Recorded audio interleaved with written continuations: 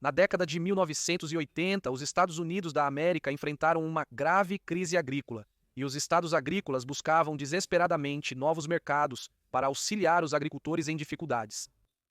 Dakota do Norte possuía uma ferramenta única nesse empreendimento, mas no final, ela provou ter uma vulnerabilidade. A conexão única entre Dakota do Norte, Honduras, Ilhas Cayman e Batatas preparou o cenário para o grande golpe da batata de 1986. Dakota do Norte pode fazer um caso para ser o estado mais obscuro da nação. 15% revelou que 15% dos americanos visitaram Dakota do Norte, a menor porcentagem entre os 48 estados inferiores.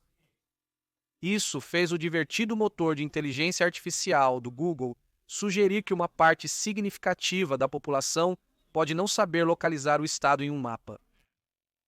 Apesar de ser o 19º maior estado dos Estados Unidos da América em área, é o quarto menos populoso. Apesar da riqueza mineral, especialmente as reservas de petróleo da formação Bakken, terem impulsionado a economia e o crescimento do estado no século XXI, tradicionalmente este estado das grandes planícies é agrícola. Mais da metade da população vive em áreas rurais. Hoje, a Dakota do Norte é a maior produtora nacional de sementes de linho, girassóis, feijões comestíveis secos e mel, e uma das principais produtoras de trigo de primavera, trigo Durum e cevada. A agricultura ainda é hoje o maior setor da economia do estado, representando cerca de 1/4 do produto interno bruto estadual. Porém, esse número é baixo comparado aos padrões históricos. Segundo um relatório de 2002 do Departamento de Agronegócios e Economia Aplicada da Universidade Estadual de Dakota do Norte, a parcela da base econômica total de Dakota do Norte atribuível à agricultura caiu de 62,9% em 1900 e 60% para 43,9% em 1980. Parte dessa queda veio da crise agrícola americana. Há muitas raízes para a crise agrícola dos anos 80. Nos anos 70, más condições climáticas no exterior reduziram os rendimentos, enquanto a demanda por produtos agrícolas dos Estados Unidos da América disparou. O efeito nos preços pode ser visto no acordo comercial de trigo entre Estados Unidos da América e União Soviética de 1972. De acordo com o Centro de Estudos Russos, Europeus Orientais e Eurasiáticos da Universidade do Kansas, após os bolcheviques assumirem o poder, uma iniciativa estatal de coletivização agrícola falhou em produzir a quantidade esperada de grãos, contribuindo para uma grave fome que matou milhões.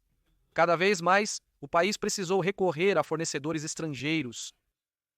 No começo dos anos 70, a União Soviética costumava comprar grandes quantidades de grãos dos Estados Unidos da América e seus aliados.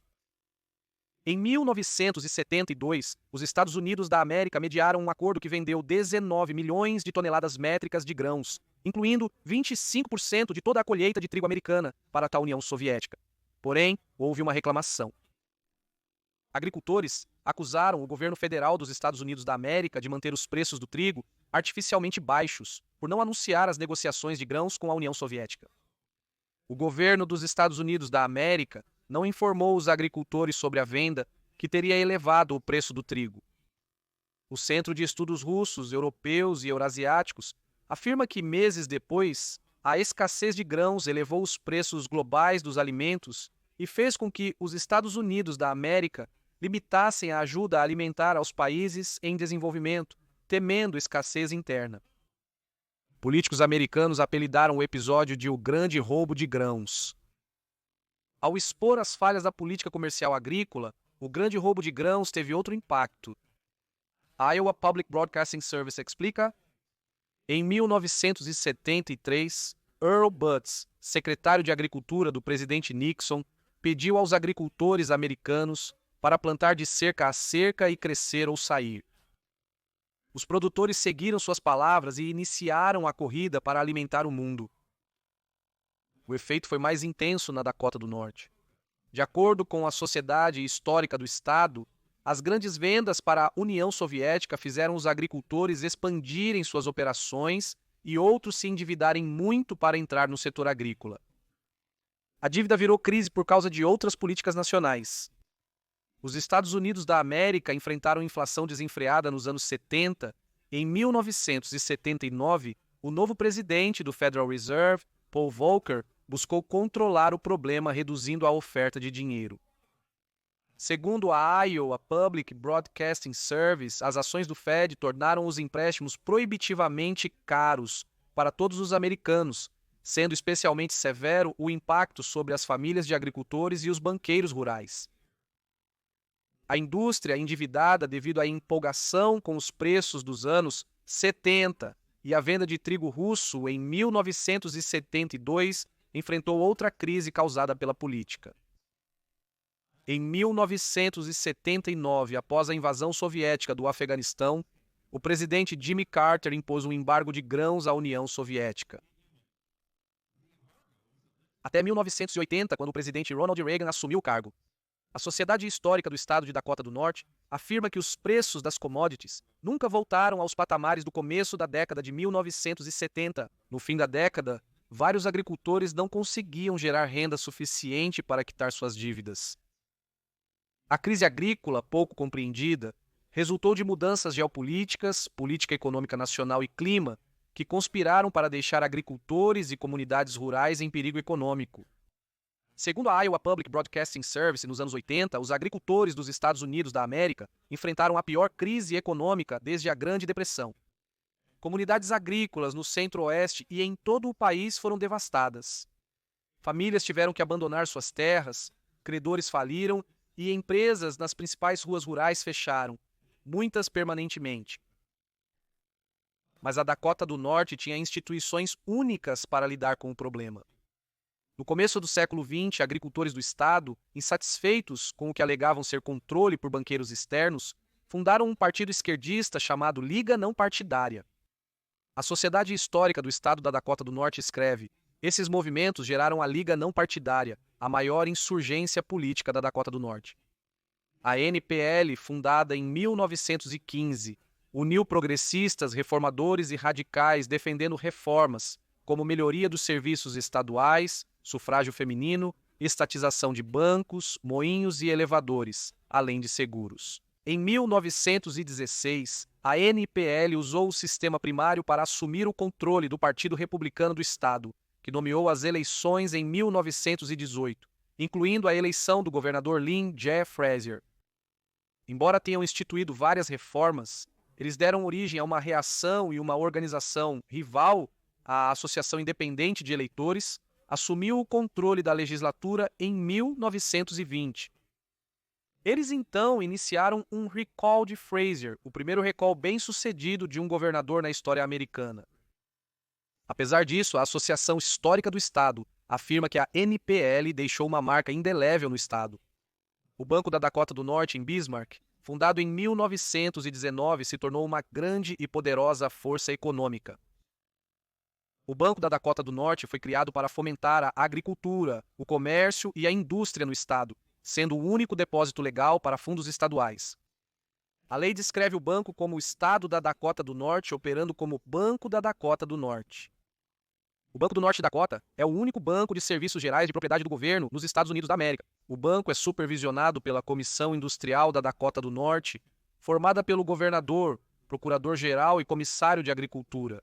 Em 1986, o banco teve um papel crucial em um acordo para auxiliar os agricultores do estado a enfrentar a crise agrícola. Nos anos 80, os estados agrícolas tentaram conter a crise financiando mercados externos para seus produtos. Uma possibilidade surgiu de outro programa federal. Em 1983, o Congresso aprovou a Lei de Recuperação Econômica da Bacia do Caribe, conhecida como Iniciativa da Bacia do Caribe, ou Iniciativa da Bacia do Caribe. O Escritório do Representante Comercial dos Estados Unidos da América afirma que a Iniciativa da Bacia do Caribe visa facilitar o desenvolvimento econômico e a diversificação das exportações na Bacia do Caribe. A esperança é que, ao expandir o comércio no Caribe através do acesso livre de impostos ao mercado dos Estados Unidos da América, as economias das nações crescerão e se diversificarão, aumentando a estabilidade regional. Se a Iniciativa da Bacia do Caribe teve sucesso é discutível, mas em 1983 significou novos mercados para estados em crise agrícola. Em 3 de junho de 1985, o Fórum de Fargo, Dakota do Norte, relatou que 8 homens da Dakota do Norte inicia 2 semanas ao Caribe no sábado, buscando encontrar clientes para os produtos agrícolas do estado. As nações visitadas demonstraram interesse em diversos produtos agrícolas, como óleo de girassol. Segundo a Associated Press, em 3 de julho, a delegação encontrou grande interesse nas batatas cultivadas na Dakota do Norte. Lawrence McMurray, diretor de marketing do Departamento de Agricultura do estado, disse ao fórum que as batatas foram mais fortes do que o esperado, sendo as mais fortes. Apesar de Honduras ter sido visitada, o primeiro contato ocorreu pela Costa Rica. O fórum relatou em 28 de agosto de 1986, a organização de marketing da Costa Rica foi a primeira a retribuir a visita durante dezembro passado na Dakota do Norte. Gabriel Nemeth, um representante de uma agência de marketing de Miami, acompanhou por acaso a delegação da Costa Rica. A empresa de Nemeth foi absorvida pela Petrolier em abril, e assim entramos em contato com a organização Petrolier, afirmou Lawrence McMurray, especialista em marketing do Departamento de Agricultura. Segundo o fórum, Nemeth informou aos funcionários estatais que a Petrolier era uma organização de consultores especializados em importações, exportações ou países específicos. Mas deveria haver cautela. O site do Banco da Dakota do Norte explica que a Petrolier Holdings Limited Incorporated, com pouco mais de um ano, era uma pequena empresa das Ilhas Cayman. A Petrolier logo encontrou grande potencial de vendas, especialmente em batatas e gado. O fórum relata que a discussão se concentrou nas possibilidades em Honduras. Essas possibilidades rendiam frutos em junho de 1986. Segundo o fórum, no dia 20 de junho, a empresa de comércio de exportação da Dakota do Norte concluiu sua primeira venda de produtos estaduais. A Comissão Agrícola do Estado, Kent Jones, anunciou na quinta-feira. A empresa de comércio, fundada no ano anterior, está vendendo 40 mil libras de sementes de batata branca, Kennebec, para uma cooperativa de agricultores em Honduras, por um valor entre 100 e 150 mil dólares. Kent Jones, da Comissão Agrícola do Estado, descreveu a venda como modesta, mas esperava que se tornasse maior. Ele disse ao jornal que a empresa poderia vender 4 milhões de libras de sementes de batata para Honduras no próximo ano. Jones observou: nos concentramos nas batatas porque pensamos que seria o mais fácil para nós entrar. O fórum relata que Jones se vê como o criador da empresa de comércio, que foi concebida para intermediar as vendas internacionais de produtos estaduais.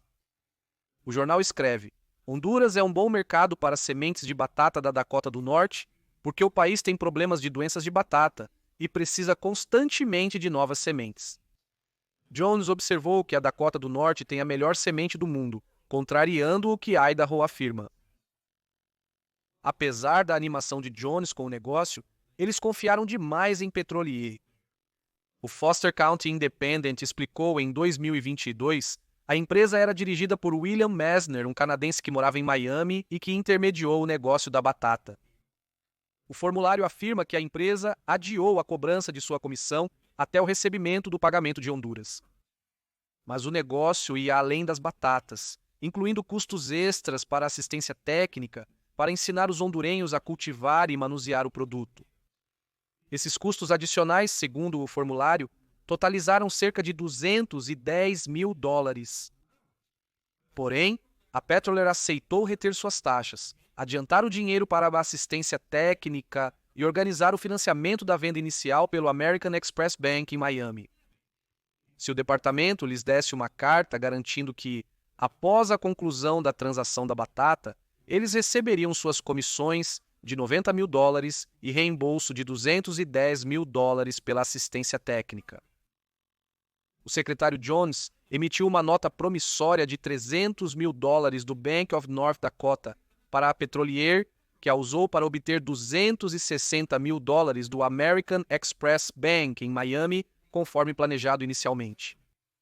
Após isso, as primeiras batatas foram enviadas. Jones viajou para Honduras e explicou sobre o Bank of North Dakota em seu site. Messner organizou para que a Comissão Agrícola da Dakota do Norte, Kent Jones e outros visitassem Honduras, onde foram recebidos e levados em comboios para reuniões com os principais líderes políticos do país. Mas Jones não sabia que o negócio já estava em apuros, como explica o site do Bank of North Dakota. William Messner provou ser um vigarista colorido, mas insolvente. Messner vendeu a nota promissória original de $300 mil para o Banco de Miami por $264 mil. O banco usou $180 mil desse valor para cobrir os saques a descoberto pendentes de Messner. Acreditando que o negócio estava firme, Jones assinou uma nova nota promissória de $1,055 mil para um acordo de 5 anos, no valor de $4 milhões, com a condição de que a nota original de $300 mil fosse devolvida. Messner tentou revender a nota promissória, atraindo a atenção do procurador-geral do estado, Nick Spaeth. Segundo o fórum, a investigação de Spaeth foca nos 2 acordos monetários, que teriam sido redigidos de forma a serem trocados por dinheiro. Conforme o site do banco, o negócio se revelou um castelo de cartas. O procurador-geral de Dakota do Norte, Nick Spaeth, eleito em 1988, decidiu que o estado não era responsável pela nota. O Foster County Independent descreveu Messner como um canadense chamativo, com um passado financeiro duvidoso. De acordo com o jornal, ex-associados de Messner afirmaram que ele chamou os oficiais da Dakota do Norte de idiotas e se vangloriou de ter ganhado e perdido milhões de dólares. Segundo a Associated Press, em 5 de agosto de 1987, William Messner, o excêntrico mentor por trás da fracassada venda de batatas da Dakota do Norte para a América Central, era um vigarista que usou o negócio para quitar grandes dívidas pessoais. Um ex-associado de Messner disse ao jornal: "Minha opinião era: sinto pena da Dakota do Norte." Enquanto o banco processava pela nota promissória de $300 mil, o Estado ainda estava na corda bamba. Nunca havia sido pago os $104 mil pelo envio de batatas. O site do banco lamenta que todo o negócio desagradável fez o Estado da Dakota do Norte e seu banco socialista parecerem ingênuos, tão desesperados por novos mercados, que cairiam no que parece ter sido um golpe óbvio. A imprensa logo apelidou o negócio de o grande golpe da batata. Jones foi inocentado criminalmente, mas perdeu o apoio republicano ao concorrer à reeleição como comissário de agricultura e não foi reeleito. McMurdy foi acusado de aceitar subornos de Messner, mas reduziu as acusações para 2 delitos menores. Ele renunciou ao cargo estadual e declarou falência. O promotor descreveu seu crime como um julgamento criminal ruim. O Estado recuperou parte dos fundos de uma cooperativa hondurenha. Messner, julgado por acusações de suborno, se declarou culpado e ofereceu $60.888 em restituição para cobrir os custos do Estado. Contudo, ao ser preso, ele foi descrito como indigente. Ele sustentou que não havia feito nada de errado e que o negócio desmoronou por descuido, afirmando: "Cometi um erro. Isso não me faz um monstro." Ele pagou inicialmente $10 mil, mas não pagou mais nada devido ao diagnóstico de câncer no cérebro. Esforços de cobrança foram em vão. Ele morreu em 8 de outubro de 1989. No final, o Banco da Dakota do Norte ficou responsável por cerca de $50 mil. O dano foi mais em constrangimento do que em destruição fiscal, mas representou as fraquezas do que acontece quando você mistura política, regulamentação e economia agrícola, que, claro, foram as condições que levaram o Estado a buscar o acordo para começar. O banco afirma que o acordo foi apenas um esforço da Comissão Industrial e do Banco da Dakota do Norte para impulsionar a economia do Estado. Segundo eles, se o acordo tivesse sido bem-sucedido, teriam sido elogiados pela legislatura e pelo povo. O procurador-geral adjunto Bruce Quick, que processou Messner, resumiu o caso. Ele diz: "Acho que se fôssemos resumir este caso, ele representa as grandes expectativas da maioria, as boas intenções de alguns e a decepção de todos." Espero que tenha gostado deste episódio de O Cara da História. Se gostou, curta, inscreva-se e compartilhe com seus amigos. E se você também acredita que a história merece ser lembrada, então você pode apoiar O Cara da História como membro no YouTube, apoiador em nossa comunidade e locais, ou como patrono no Patreon. Confira também nossa excelente loja de mercadorias e reserve uma mensagem especial do O Cara da História no Cameio.